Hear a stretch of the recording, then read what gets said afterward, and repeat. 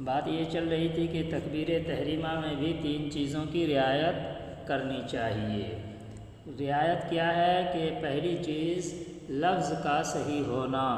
لفظ جو الفاظ ہم بول رہے ہیں اپنی زبان سے، اس کا درست ہونا بہت اہم چیز ہے، بہت اہم چیز ہے۔ اور یہ بات آپ کو جب معلوم ہوگی جب آپ کے پاس علم کا خزانہ ہوگا۔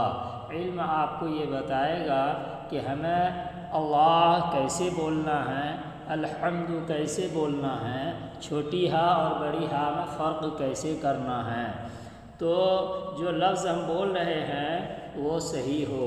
دوسرے یہ کہ دونوں ہاتھوں کو کانوں تک اٹھائے، گویا اس بات کی طرف اشارہ ہے کہ ہم نے اللہ کے ماں سوا سب چیزوں کو پیچھے پھینک دیا۔ تیسرے یہ کہ اللہ اکبر کہتے ہوئے اللہ کی بڑائی اور عظمت دل میں بھی موجود ہو۔ پھر اسی طریقے سے قیام یعنی کھڑا ہونا، قیام بمانے کھڑا ہونا، جو ہم کھڑے ہوتے ہیں سیدھے طریقے سے کھڑا ہونا، اس میں بھی 3 چیزوں کی رعایت رکھنی چاہیے۔ پہلی چیز یہ ہے کہ نگاہ، جیسے ہم کھڑے ہیں نماز کے لیے تو ہم کو نگاہ کہاں رکھنی چاہیے؟ ایسے ایسے کرتے رہنا چاہیے یا ایک کہاں رکھنی چاہیے؟ تو بتایا جاتا ہے کہ سجدے کی جگہ ہماری نگاہ ہو، جہاں پہ ہم سجدہ کریں گے اس جگہ کو دیکھتے رہیں۔ دوسرے، دل سے اللہ کے سامنے کھڑے ہونے کا خیال کرے۔ تیسرے، کسی دوسری طرف متوجہ نہ ہو۔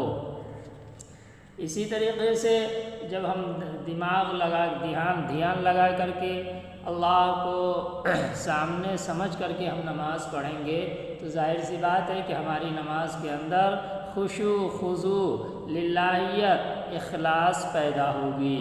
بہرحال نئی چیز قرات کرنا ہے، قرآن کا پڑھنا ہے، اس میں بھی 3 چیزوں کی رعایت کرے۔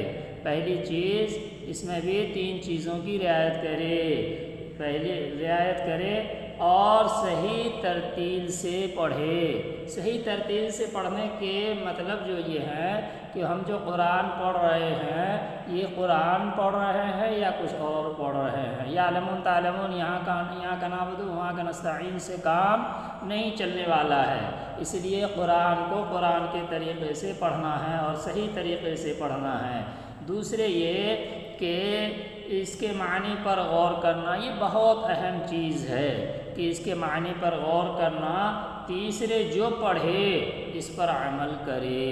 پہلی چیز ترتیل کے ساتھ پڑھنا۔ قرآن کریم کے اندر اللہ تبارک و تعالی نے ہمیں اس کی تعلیم دی ہے، ورتل القرآن ترتیلا، کہ قرآن کو قرآن کے طریقے سے پڑھو۔ اور دوسری چیز اس کے معنی پر غور کرو۔ تیسری چیز جو پڑھے اس پر عمل کرے۔